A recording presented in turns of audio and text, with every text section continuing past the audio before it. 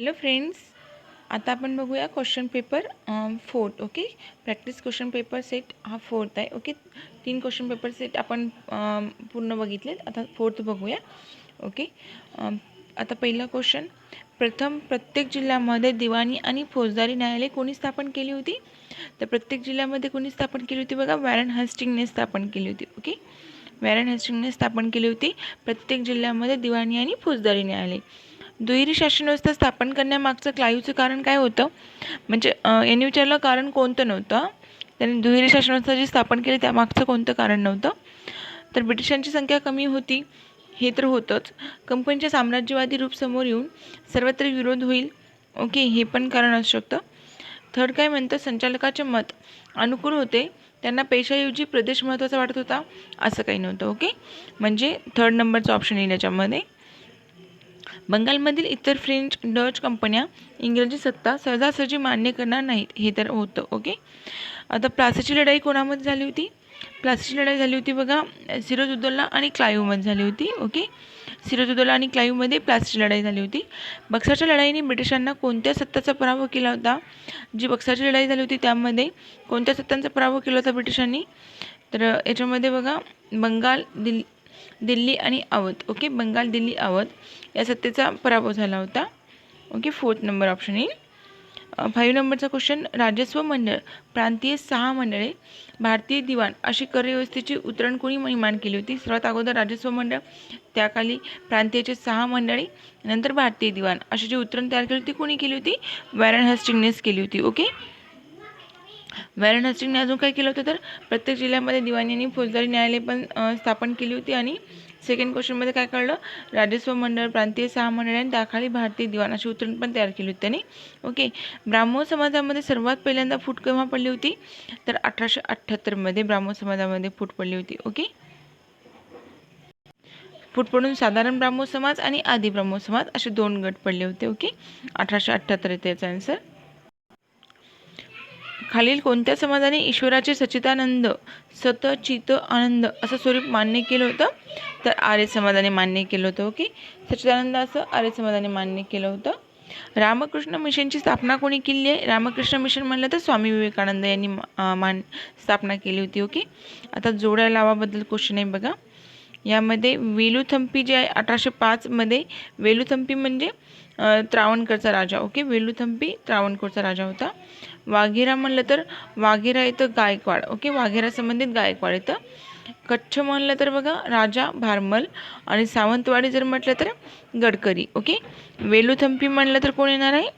त्रावणकोर राजा. Okay, Waghera म्हटलं तर वाघेरा येतं बघा गायकवाड. ओके, वाघेरा गायकवाड. आणि कच्छ म्हणलं तर कच्छ येतं राजा भारमल होता. आणि सावंतवाडी म्हणलं तर गडकरी. ओके, 1857च्या उठावामध्ये उठावाल्यांनी कोणाला भारताचा सम्राट बनविलं होतं? तर भारताचा सम्राट कोणाला बनविलं होतं? बहादूरशाह जफर यांना बनवलं होतं. ओके, भारताचा सम्राट बहादूरशाह जफर यांना बनवलं होतं 1857च्या उठावामध्ये. खालीलपैकी कोणत्या अधिवेशनामध्ये 11 नंबरचा क्वेश्चन राहिला होता. ओके, हंटर आयोग कोणाच्या कारकिर्दीमध्ये नेमण्यात आलेला आहे? तर हंटर आयोग म्हणलं तर कोण येणार आहे? लॉर्ड रिपनच्या. ओके, लॉर्ड रिपनच्या कार्यकाळामध्ये हंटर आयोग आलं होतं. खालीलपैकी कोणत्या अधिवेशनामध्ये चतुसूत्री कार्यक्रमास मान्यता दिली होती? बघा, कोणत्या अधिवेशन होतं? 1906चं जे कलकत्ता अधिवेशन झालं होतं त्यामध्ये चतुसूत्री कार्यक्रमाला मान्यता दिली होती. ओके, 1906च्या कलकत्ता अधिवेशनामध्ये. 30 नंबरचा क्वेश्चन आहे जोड्या लावा संबंधित. ओके, डेक्कन एज्युकेशन सोसायटी जी होती 1884ची, ती कुणी स्थापन केली आहे? डेक्कन एज्युकेशन सोसायटी म्हणलं तर आगरकरांची. ओके, सेवा समिती जी होती 1914ची, ती येते कुंजरूंची, HN कुंजरू.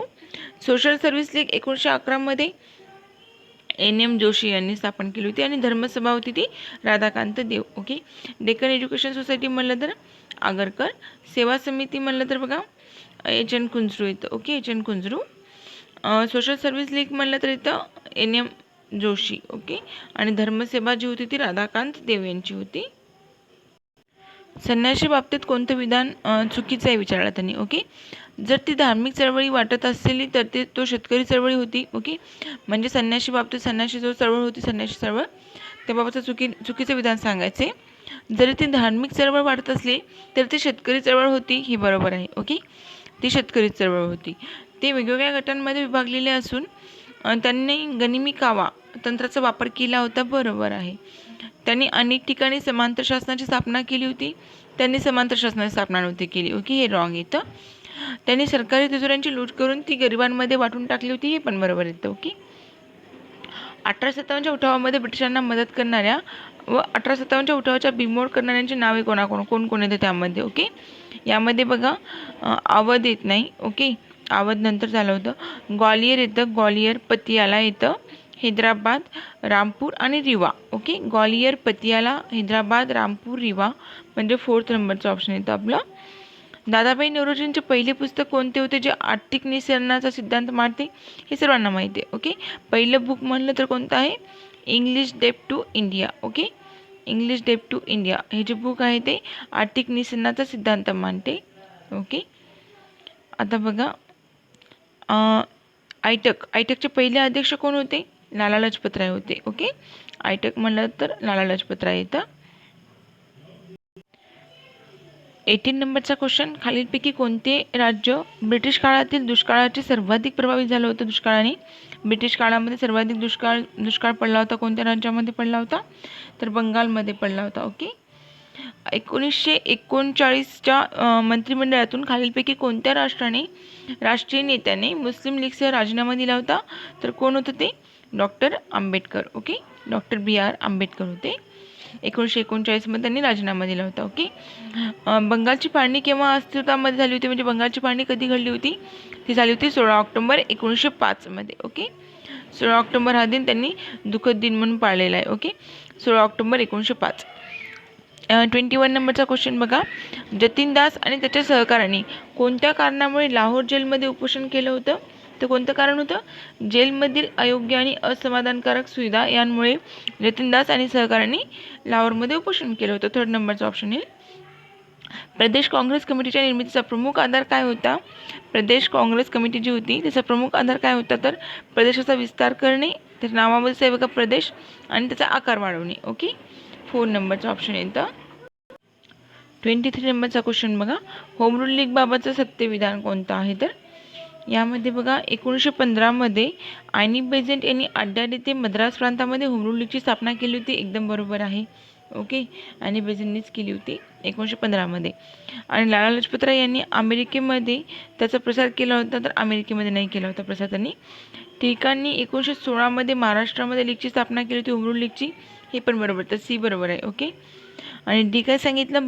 भारतातील होम रूल चळवळ ही स्वीडिश होम रूलच्या धर्तीवरच आधारित होती. बरोबर आहे. Okay, ABC.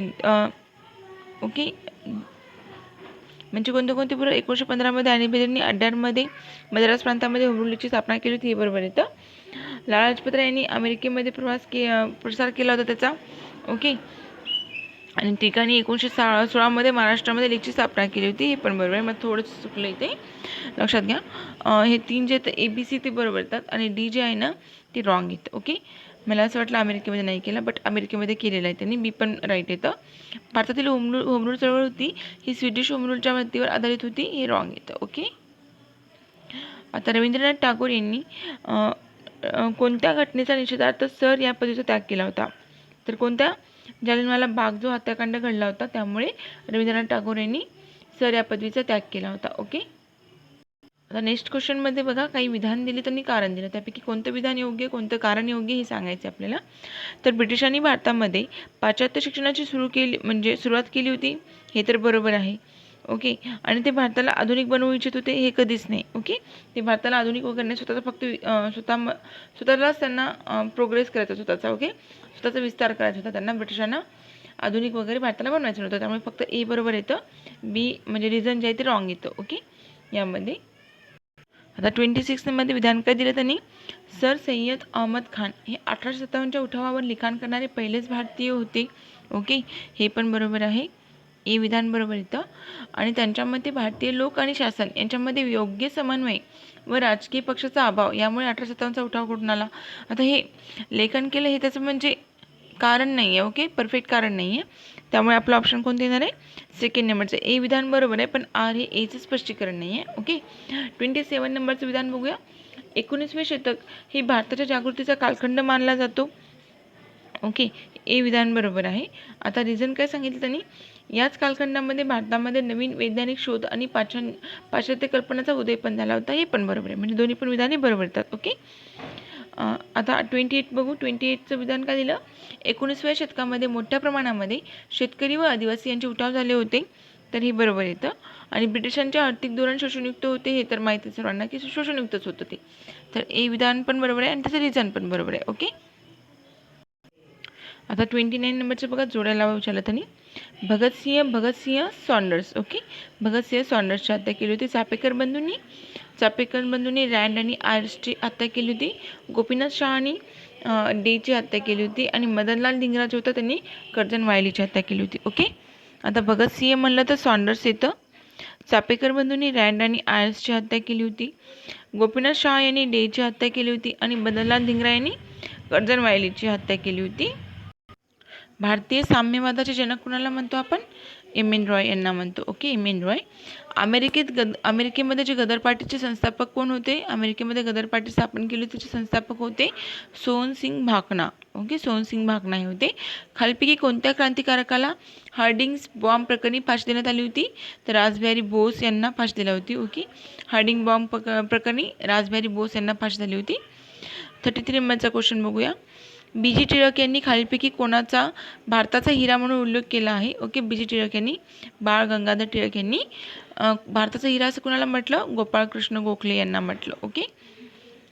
क्रिप्स योजना मुस्लिम लीगने नाकारली, याचं कारण काय होतं बघा? त्यांची पाकिस्तानची मागणी पूर्णतः मान्य नव्हती. ओके. आणि घटनात्मक संस्था निर्मितीसाठी ओके वेगळ्या मतदारसंघाची मागणी त्यांनी मान्य केली नव्हती. दोन्ही पण आहेत. ओके. फर्स्ट आणि सेकंड. क्रिप्स योजना जी मुस्लिम लीगने नाकारली होती, पहिलं म्हणजे त्यांनी पाकिस्तानची मागणी पूर्णतः मान्य केली नव्हती आणि दुसरं म्हणजे घटनात्मक संस्था निर्मितीसाठी वेगळ्या मतदारसंघाची मागणी त्यांनी मान्य केली नव्हती. ओके. दोन्ही कारणे घडली होती क्रिप्स योजनेसाठी. आता माउंटबॅटनची सर्वात विवादास्पद कृती कोणती होती? तर त्यांची बघा सत्तांतरणाची जून 1948ची तारीख ऑगस्ट 1947 केली होती त्यांनी. त्यामुळे सर्वात विवादास्पद कृती ठरली होती ही. ओके. 33 नंबरचा ऑप्शन. खालीलपैकी ग्रेट कलकत्ता हत्याकांड ओके रिऑट यास कोण जबाबदार होतं? जे हत्याकांड कळलं होतं त्यास कोण जबाबदार होतं? मुस्लिम लीगने जाहीर केलेल्या डायरेक्ट ॲक्शन डेमुळे ग्रेट कलकत्ता हत्याकांड घडला होता. ओके. मुस्लिम लीगने जे जाहीर केलं होतं डायरेक्ट ॲक्शन डे त्यामुळे. ओके. 3rd नंबरचा ऑप्शन येतं. राष्ट्रीय शिक्षण ही संकल्पना कोणत्या चळवळी दरम्यान दृढ झाली आणि त्याचा प्रसार झाला होता? स्वदेश चळवळी. ओके. स्वदेश चळवळ जी होती त्यामुळे. 1920च्या ऑल इंडिया ट्रेड युनियन काँग्रेसचे आयटॅकचे अध्यक्ष कोण होते? लाला लजपतराय होते. आपण हा क्वेश्चन अगोदरही पाहिला. स्त्रियांचा सहभाग कोणत्या चळवळीमध्ये विशेष उल्लेखनीय होता? तर कोणती चळवळ होती ती? सविनय कायदेभंगामध्ये. ओके. स्त्रियांचा चळवळ विशेष उल्लेखनीय होता. प्रथमच प्रिन्सली स्टेटमध्ये लोकांनी एकत्र येऊन All India States People's Conference केव्हा स्थापन केली होती? 1927 मध्ये स्थापन केली होती. ओके. ॲटलीच्या जाहीरनाम्यामध्ये भारतास केव्हापर्यंत स्वातंत्र्य देण्याचं घोषित केलं होतं? जून 1948 पर्यंत त्यांनी स्वातंत्र्य देण्याचं घोषित केलं होतं. 1953च्या राज्य पुनर्गठन समितीचे सदस्य कोण होते? एस के धर. 1953 म्हणलं तर एस के धर. भारताचे पंचशील करार कोणत्या राष्ट्रांसोबत केला होता भारताने? तर भारताने पंचशील करार बघा चीनसोबत होता. ओके. चीनसोबत होता. अलिप्तता धोरण याचा अर्थ स्पष्ट करा म्हणून विचारला त्यांनी. तर बघा जागतिक सहभागापासून अलिप्त नाही असं काही नाही. जागतिक प्रक्रियेमध्ये योग्य सक्रियता दाखवणे आणि स्वतःपुरते धोरण ठरविणे हे तर येत नाही. जागतिक सत्ता समतोल राखण्यासाठी अविकसित राष्ट्रांच्या साहाय्याने सक्रिय सहभाग म्हणजे दोन येतं बघा. जागतिक प्रक्रियेमध्ये योग्य सक्रियता पण येतं आणि जागतिक सत्ता समतोल राखण्यासाठी अविकसित राष्ट्रांच्या साहाय्याने सक्रिय सहभाग करून घेणे ह्या दोन्ही गोष्टी येतात. म्हणजे बी आणि डी येतं. ओके. भारताच्या परराष्ट्र धोरणावर खालीलपैकी कोणत्या व्यक्तीचा सर्वाधिक प्रभाव पडला होता? तर परराष्ट्र धोरण म्हणलं तर पंडित जवाहरलाल नेहरू. ओके. या व्यक्तीचा सर्वाधिक जास्त प्रभाव पडला होता परराष्ट्र धोरणामध्ये, पंडित जवाहरलाल नेहरू. पंचायत राज्य व्यवस्थेची सर्वप्रथम सुरुवात नागौरमध्ये राजस्थानमध्ये झाली होती की राजस्थानमधल्या नागौरमध्ये झाली होती. जयप्रकाश नारायण यांच्याविषयी सत्यविधान ओळखा म्हणून विचारलं त्यांनी.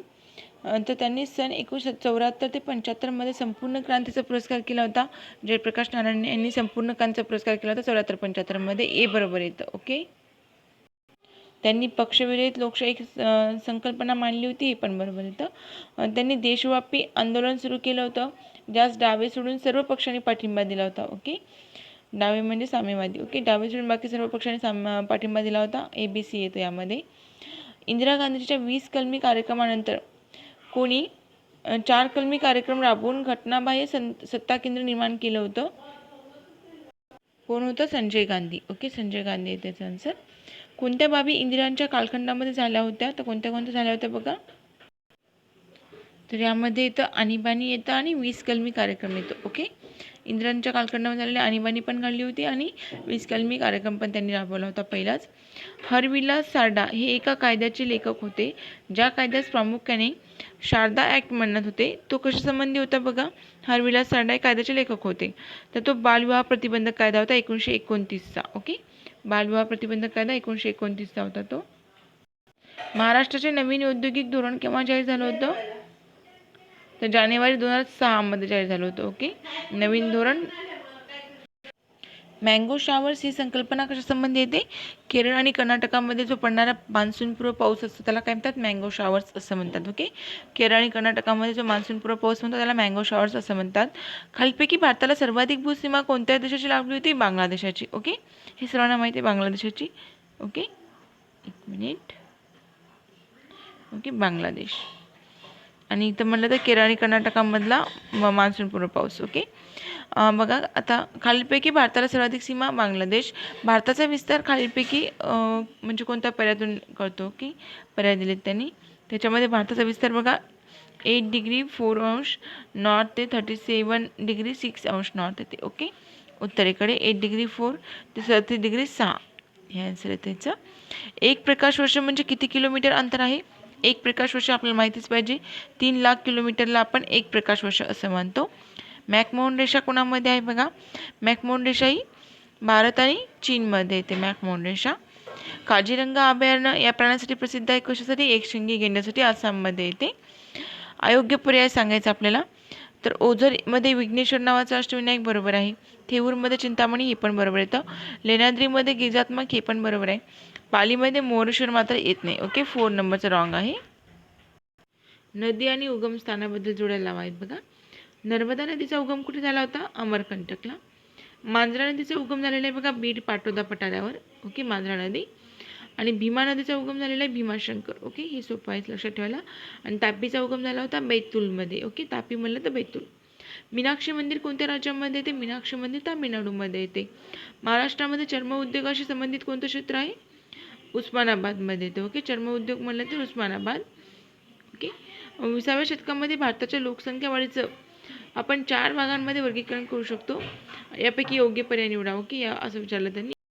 तर बघा 1901 ते 1921 मध्ये काय झालं होतं?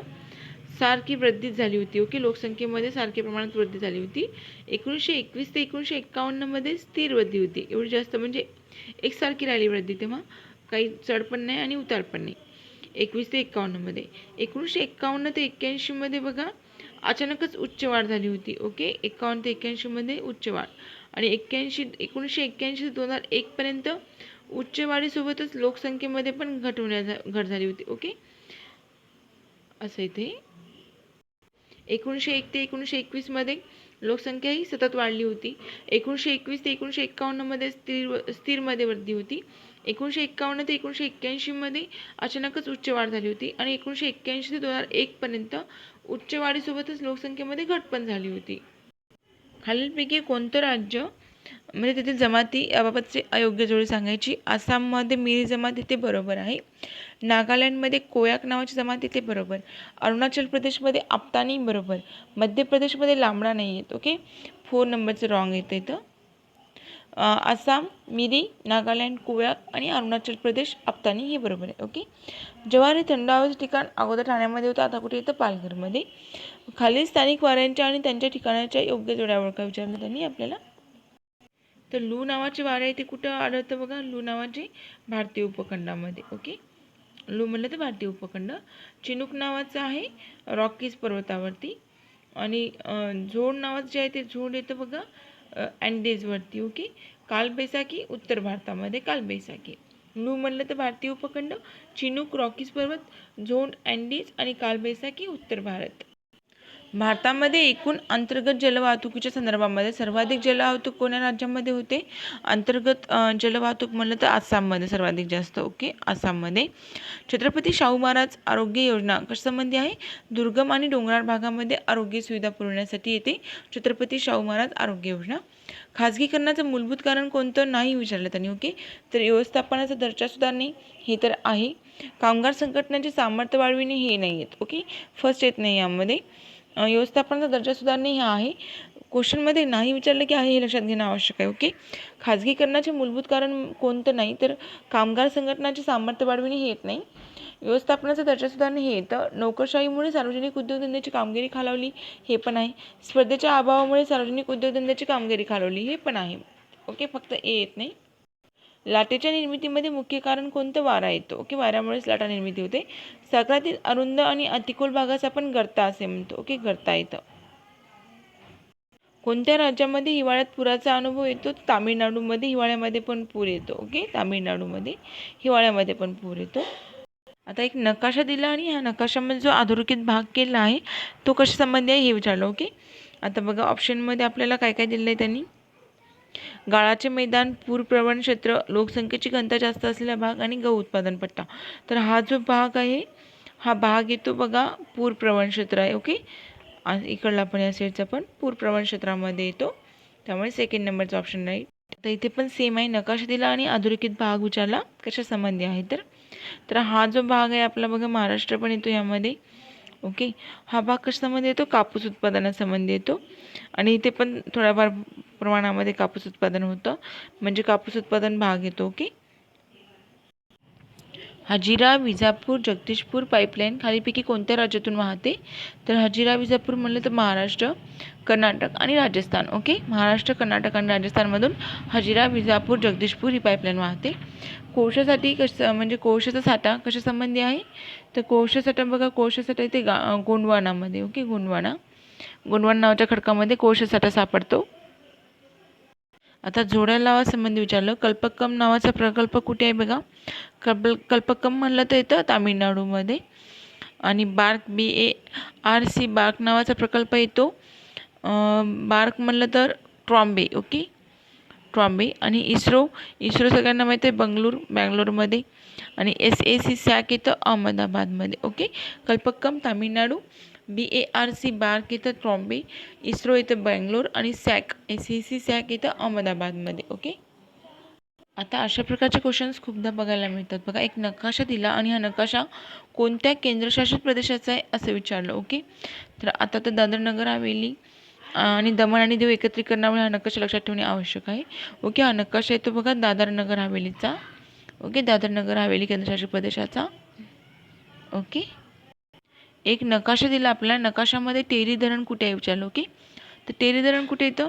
भीलगंगा आणि अलकनंदाच्या मध्ये येतं. ओके, टेहरी धरण सी या पॉईंटवर. ओके, इथे येतं टेहरी धरण. सेम क्वेश्चन, एक नकाशा दिला आणि नकाशामध्ये ते डॉट डॉट विचारले, तिथले ठिकाण विचारले कोणते आहेत. तर ओके, तर हा नकाशा कुठला आहे सगळ्यांना कळला असेल, जम्मू काश्मीरचा येतो. ओके, हा जम्मू काश्मीरचा नकाशा. ओके, उत्तरेकडे एकदम वरती. तर ए नावाचा जो पॉईंट इथं बारामुल्ला नावाचं ठिकाण आहे, बारामुल्ला. बी नावाच्या ठिकाणी बघा श्रीनगर येतं. ओके, सीच्या ठिकाणी येतं अनंतनाग नावाचं ठिकाण. आणि डी इथे येतं कारगिल. ओके, कारगिल नावाचं ठिकाण आहे. अजून एक नकाशावरतीच क्वेश्चन, आपल्याला काही डॉट डॉट दिले आणि विचारलं की हे ठिकाणं कशासाठी प्रसिद्ध आहेत. ओके, तर बघा हे ठिकाणे आहेत चुनखडीसाठी प्रसिद्ध, जे दाखवलेत ते चुनखडीसाठी प्रसिद्ध येतात.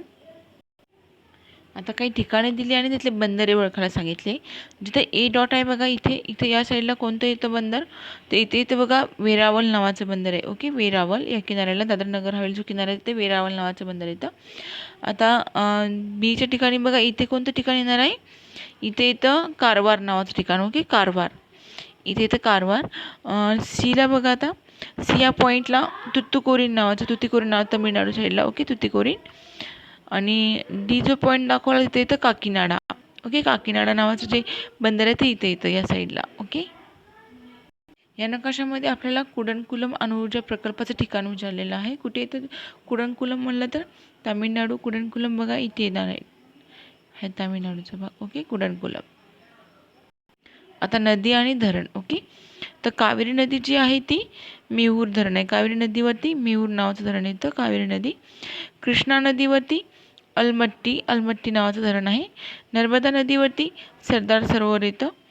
आणि चंबळ हे गांधीसागर धरण आहे. ओके, चंबळ नदीवरती गांधीसागर, नर्मदा नदीवरती सरदार सरोवर, कृष्णा नदीवरती अलमट्टी आणि कावेरी नदीवरती मेहूर नावाचं धरण येतं. 86 नंबरचा क्वेश्चन पाहूया. यामध्ये मंडळ आणि कार्यालय विचारलं. तर कॉफी मंडळ कुठे येतं? बँगलोरमध्ये येतं कॉफी मंडळ. रबर मंडळ येतं कोट्टायममध्ये. चहा मंडळ आहे, चहा मंडळ म्हटलं तर कोलकात्यामध्ये येतं. आणि तंबाखू मंडळ जे आहे ते गुंटूरमध्ये येतं. ओके, कॉफी मंडळ बँगलोर, रबर मंडळ कोट्टायम, चहा मंडळ कोलकाता आणि तंबाखू मंडळ गुंटूरला येतं. ओके, 100 नंबरचा क्वेश्चन बघा. इथे ना ऑलिक ऊर्जा प्रकल्प आणि जिल्हे दिले, म्हणजे कोणत्या जिल्ह्यामध्ये कोणता प्रकल्प आहे ते विचारलं. तर बघा, खापरखेडा नावाचा जो प्रकल्प आहे तो नागपूरमध्ये येतो. खापरखेडा नागपूरमध्ये. एकलहरी कुठे येतं बघा? एकलहरी नाशिकमध्ये आहे. पारस नावाचा अकोल्यामध्ये येतं. आणि चोरा नावाचं जे औष्णिक ऊर्जा केंद्र प्रकल्प येते ते कल्याण ठाणेमध्ये. ओके, खापरखेडा नागपूर, एकलहरी नाशिक, पारस अकोला, चोला औष्णिक ऊर्जा प्रकल्प कल्याण ठाणेमध्ये येतं. आता SDG म्हणजे काय? ओके, सस्टेनेबल डेव्हलपमेंट, शाश्वत विकास म्हणजे नेमकं काय? तर भविष्यातील पिढ्यांच्या त्यांच्या गरजा पूर्ण करण्याच्या क्षमतेवर कोणताही परिणाम न होता आजच्या गरजा पूर्ण करणे, याला काय म्हणतात? शाश्वत विकास असं म्हणतात. भविष्यामध्ये पिढ्यांच्या त्यांच्या गरजा पूर्ण करण्याच्या क्षमतेवर कोणताही परिणाम नाही झाला पाहिजे आणि आजच्या गरजा पण पूर्ण झाल्या पाहिजे. ओके, त्याला आपण SDG असं म्हणतो. SDGचे एकूण 17 गोल्स आहेत. ओके, ते 17 गोल्स पण क्रमानुसार लक्षात ठेवले पाहिजे आणि त्यासंबंधी एक व्हिडिओ पण मी बनवलेला आहे. महाराष्ट्रामध्ये कृषी हवामान विभागामध्ये मध्य विदर्भ विभागाचे कोणते वैशिष्ट्य नाही आहे म्हणलं? तर पावसाचे प्रमाण 950 ते 1250 मिमी एवढा असतो पाऊस तिथे. कापूस, ज्वारी, तूर, गळीत धान्य हे प्रमुख पीक आहे तिथलं. जमिनी काळ्या रंगाच्या आहेत, बरोबर आहे. तापमान 10 डिग्री ते 20 डिग्रीपर्यंत आहे का? नाही आहे, जास्त आहे तापमान. ओके, तर हे रॉंग येतं. 4 नंबरचं फक्त नाही आहे. भारतातील एकूण पूर क्षेत्रापैकी सर्वात जास्त पूरप्रवण क्षेत्राचा चढता क्रम लावायचा आहे. चढता क्रम म्हणजे कमीपासून जास्तकडे. तर आसाममध्ये कमी येतं पूरप्रवण, नंतर बिहारमध्ये थोडं जास्त आणि UPमध्ये सर्वात जास्त पूरप्रवण क्षेत्र येतं, म्हणजे सेकंड नंबरचं ऑप्शन. टेहरी प्रकल्पासंबंधित योग्य वाक्य बघूया. अयोग्य. ओके, तर निर्माण झालेला सर्वात मोठा प्रकल्प, बरोबर आहे. टेहरी प्रकल्प सर्वात मोठा प्रकल्प होऊ शकतो. भागीरथी, अलकनंदा आणि भिलंगना, ओके, या नद्यावर धरणे आहेत. नियोजित उंची किती? 260 मीटर आहे, बरोबर आहे. आणि बंगालचा अश्रू याला नाही म्हणत आपण. कोसी नदीला, दामोदर नदीला आपण बंगालचं अश्रू म्हणतो. ओके, दामोदर. आणि कोसीला आपण बिहारचं म्हणतो. ओके, भारतातील सर्वात मोठा जलसिंचन कालवा कुठे आहे? तर राजस्थानमधला जो गुजरातमध्ये कालवा येतो त्याला सर्वात मोठा जलसिंचन कालवा आहे. ओके, पठारी व मैदानी प्रदेशामध्ये हवामान कसं असतं? पठारी आणि मैदानी म्हणलं तर उष्ण, दमट आणि कोरड्या प्रकारचं हवामान असतं. ओके, पठारी आणि मैदानी प्रदेश म्हणलं तर उष्ण, दमट, कोरडंच असणार. आणि किनारपट्टी लगत हवामान कसं असतं? उष्ण, समदमट असतं. ओके, समदमट म्हणलं तर किनारपट्टी लगतचं. मंडक योजना, ओके, सॉरी, गंडक योजना आहे ती. गंडक योजना कोणत्या 2 देशादरम्यान प्रकल्प आहे? गंडक योजना म्हणलं तर भारत आणि नेपाळ येतं. ओके, भारतातील सर्वात मोठी गोड्या पाण्याचं सरोवर कुठे आहे? सर्वात मोठं गोड्या पाण्याचं सरोवर येतं बघा, उलर नावाचं. उलर. कोलेरू हे गोड्या पाण्याचे सरोवर कोणत्या राज्यामध्ये? कोलेरू म्हणलं तर आंध्र प्रदेशमध्ये. आणि पश्चिम बंगालमध्ये मयुराक्षी धरण हे दामोदर नदीवर आहे. ओके, भारतातील हवामानातील पावसाळा ऋतूसंदर्भामध्ये योग्य पर्याय सांगायचा आहे. तर आंतर उष्ण कटिबंधीय केंद्रीय भवन पट्टा उत्तरेकडे सरकतो, बरोबर आहे. यावेळी नैऋत्य मान्सून वारे भारतामध्ये येतात, हे पण बरोबर आहे. यांच्यापासून भारतामध्ये 8.5% पाऊस पडतो, हे पण बरोबर आहे. ओके, म्हणजे सगळं बरोबर आहे. भारतामध्ये उन्हाळा कोणत्या महिन्यामध्ये येतो? तर मार्च आणि मेमध्ये उन्हाळा असतो. भारतीय हवामान संदर्भामध्ये विधान सांगायचं आपल्याला, योग्य विधान. ओके, तर यामध्ये उत्तर आणि वायव्य भारतामध्ये दिवसा अतिउष्ण लू वारे वाहतात, बरोबर आहे. उत्तर आणि वायव्यकडे लू वारे वाहतात. आणि पश्चिम बंगाल आणि ओडिसाच्या किनारपट्टीवर नॉर्वेस्टर वाऱ्याची निर्मिती होते, हे पण बरोबर आहे. दोन्ही पण बरोबर आहेत. भारतामध्ये सर्वाधिक तापमान कुठे असतं? गंगापूर या ठिकाणी सर्वात जास्त तापमान असतं. ओके, उत्तर गोलार्धामध्ये सर्वात मोठा दिवस आपण 21 जून असतो. ओके, 21 जून हा सर्वात मोठा दिवस म्हणतात. मान्सूनचे निर्गमन कोणत्या महिन्यामध्ये होतं? ऑक्टोबर नोव्हेंबरमध्ये मान्सून निघून जातो. ओके, ऑक्टोबर नोव्हेंबरमध्ये. उत्तर गोलार्धामध्ये सर्वात लहान दिवस म्हणलं तर कोणता आहे? 22 डिसेंबर. ओके, सर्वात मोठा दिवस 21 जून, सर्वात लहान दिवस 22 डिसेंबर. तांबड्या मृदा संदर्भामध्ये अयोग्य विधान सांगायचे. भारतात सर्वाधिक क्षेत्र आहे तांबड्या मृदेचं, बरोबर आहे. भात, नागली, ऊस ही पिके येतात, हे पण बरोबर आहे. ऊसाचे एकटे उत्पादन या मृदेमध्ये कमी असतं, नाही, ऊसाचं प्रमाण जास्त असतं. ओके, म्हणजे फक्त थर्ड नंबरचं रॉंग आहे. तांबडा रंग आयर्न पॅरॉक्साईडमुळे होतो, हे पण बरोबर आहे. आयर्न पॅरॉक्साईडमुळे तांबडा रंग मृदेला प्राप्त होतो. कोणत्या मृदेमध्ये ह्युमसचं प्रमाण हे सर्वात जास्त असतं? ओके, ह्युमसचं प्रमाण ही पर्वतीय जी मृदा असते त्यामध्ये सर्वात जास्त आढळून येतं. 2008 ते 2009 मध्ये कृषी व संलग्न क्षेत्राच्या देशाच्या GDP मधील हिस्सा किती होता? तर 15.7% होता. 2008 ते 9 मध्ये देशाच्या एकूण निर्यातीमध्ये कृषी निर्यातीचा वाटा, आता असे क्वेश्चन आपल्याला येणार नाहीत कारण ही त्यावेळेसचे क्वेश्चन असल्यामुळे. ओके, भारताचा भुईमूग उत्पादनामध्ये जगात कितवा क्रमांक लागतो? दुसरा क्रमांक लागतो भुईमूग उत्पादनामध्ये. दूध उत्पादनामध्ये भारताचा पहिला क्रमांक आहे, ओके, जगामध्ये. बाजरी उत्पादनामध्ये भारतामध्ये प्रथम क्रमांक कोणतं राज्य आहे? राजस्थानचं. राजस्थानमध्ये सर्वात जास्त बाजरी पिकते. तूर उत्पादनामध्ये पहिल्या क्रमांकाचं राज्य महाराष्ट्र. ओके, हरभरा उत्पादनामध्ये पहिला क्रमांक मध्य प्रदेशचा. कृषीविषयी काम करणाऱ्यांनी एकूण काम करणाऱ्यांची टक्केवारी किती आहे? 58.2%. महाराष्ट्रातील कृषीविषयक काम करणाऱ्यांची एकूण काम करणाऱ्यांची टक्केवारी किती? 54.2. ओके, शेती व्यवसायावर काम करणाऱ्यांची सर्वाधिक संख्या कोणत्या राज्यामध्ये येते? बघा, शेती व्यवसायावर अवलंबून बिहारमध्ये. महाराष्ट्र राज्याचा सरासरी पाऊस किती आहे? 2000 mm. ओके, महाराष्ट्राचा सरासरी पाऊस 2000 mm. 2009 ते 10 मध्ये एकूण खरीप पिकापैकी सर्वाधिक क्षेत्र कोणत्या पिकाखालचं होतं? खरीप पिकापैकी तांदळाचं होतं. ओके, भारतातील वनांचे एकूण प्रमाण किती आहे आता? 20.64%. उष्ण प्रदेशीय सदाहरित वने कुठे आढळतात? बघा, उष्ण सदाहरित पिके ही हिमालय पर्वत पायथ्याच्या इथं पण आढळतात, पश्चिम घाटामध्ये पण, पूर्व घाटामध्ये. म्हणजे उष्ण प्रदेशीय सदाहरित वने हिमालय पायथा, पश्चिम घाट आणि पूर्व घाट सर्वकडे आढळतात. महाराष्ट्रामध्ये एकूण वनांचे प्रमाण किती आहे? महाराष्ट्रामध्ये म्हणलं तर 20.10%. उष्ण पानझडी प्रदेशाचे वैशिष्ट्य काय? तर आर्थिकदृष्ट्या सर्वात महत्त्वाचं असतं हे उष्ण पानझडी वने. शक्यतो तांबड्या मृदेमध्ये आढळतात आणि कोरडा उन्हाळ्यामध्ये. ओके, हे सर्वच येतं यामध्ये. साग व चंदन हे कोणत्या प्रदेशातलं वृक्ष आहे? उष्ण प्रदेशीय पानझडी. खालील वृक्ष व त्यांच्या व्यावसायिक उपयोग सांगायचे आपल्याला. ओके, अयोग्य जोडी, चुकीची जोडी कोणती ते पण सांगायचे. साल शिसवचा रेल्वे स्लीपरसाठी वापर केला जातो, बरोबर आहे. तेंदूचा बिड्याची पाने, बरोबर. पळसाचा दोरखंडासाठी, हो. बेडा अंजन औषधीसाठी वापरतात, हे पण बरोबर आहे. निलगिरी इमारती लाकूडसाठी निलगिरी वापरतात का? नाही, हे एकदम ठिसूळ लाकूड असतं त्यामुळे इमारतीसाठी वापरत नाहीत निलगिरी, हे रॉंग येतं. ओके, उपोष्ण पर्वतीय वने कुठे आढळतात? हिमालयामध्ये. उपोष्ण म्हणलं तर हिमालयच.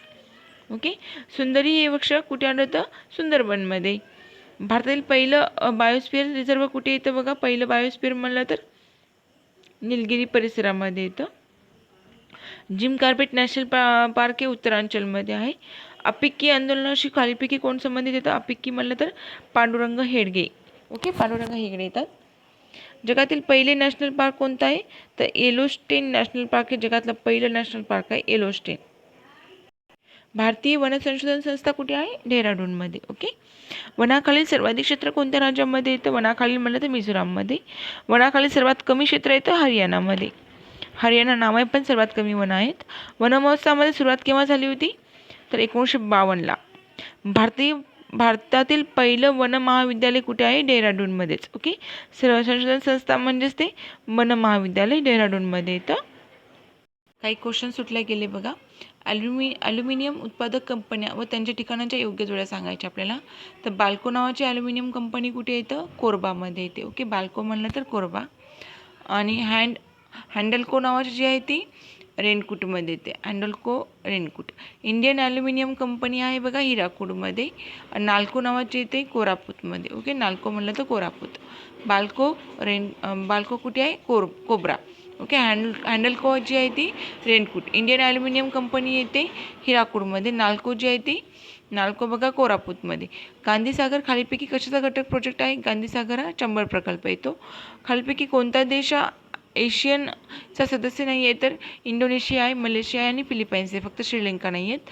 कोणते वर्ष लोकसंख्या विभाजन मानण्यात आलं आहे? 1921 हे वर्ष लोकसंख्या विभाजन वर्ष मानण्यात आलं आहे कारण ते स्थिर होती. ओके, खालीलपैकी दक्षिण आशियाई देशांपैकी कोणत्या देशाची लोकसंख्या सर्वात जास्त आहे? घनता. ओके, घनता जास्त विचारली तर भारताची घनता जास्त आहे.